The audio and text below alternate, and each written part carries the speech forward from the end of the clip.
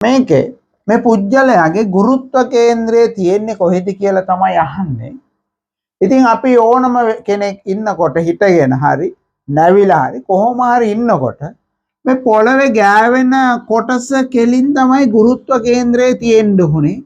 එහෙම නැත්නම් අපිව පෙරලෙනවා. හරිද? දැන් වාහනයක රෝද හතරක වාහනයක් නම් ඒ රෝද හතර යාවන ඒ චතුරස්‍රයේ ඇතුලේ තමයි ගුරුත්ව කේන්ද්‍රය තියෙන්න ඕනේ. එකෙන් පිටතට පැන්නොත් ඒ වාහනේ පෙරලෙනවා. එතකොට ඒ වගේ මේ පුජ්‍යලයාගේ ගුරුත්ව කේන්ද්‍රය තියෙනෝනේ මේ වගේ. එහෙමනම් ගුරුත්ව කේන්ද්‍රය තියෙන්නේ එක්කෝ B එක්කෝ E වල විතරයි. එතකොට මුළු ශරීරේ මුළු ඇඟේම බර ක්‍රියා කරන තැනනේ ගුරුත්ව කේන්ද්‍රය. එතකොට එයාගේ පිටේ වෙන්න බෑනේ. දැන් පිටේ වෙන්න බෑනේ මේ අතපයත් කොච්චර බරයිද නේද?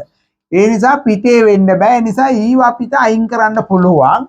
එහෙමනම් අනෙක් කොටස් වල බර ක්‍රියාත් කරන තැන B වෙන්න ඕනේ. ඒ නිසා මේකේ පිළිතුර B. එතකොට දෙවෙනි එක තමයි උත්තරය. ඒක අපේ ළමයි ගොඩාක් මේක ගහලා තුන. මොකද අපි අපේ පන්තිවල කොහොමදත් පාඩමක් ඉවර වෙනකොට පරණ MCQ සේරම කරනවා 82 ඉඳලා මේ දක්වා තියෙනවා. එතකොට මේ ප්‍රශ්නේ කොහොමත් ඒ ළමයි මීට පෙර කරලා තියෙනවා. මේ බලන්න 1994 අවුරුද්දේ මේ විදියම ප්‍රශ්නයක් තියෙනවා. ඉතින් මේකමයි ඇත්තට මේකෙත් උත්තරේ දෙවෙනි එක බීම තමයි. ඉතින් ඕගොල්ලෝ බලන්න මේ ඉන්නේ එදා මිනිහා මේ අද මිනිහා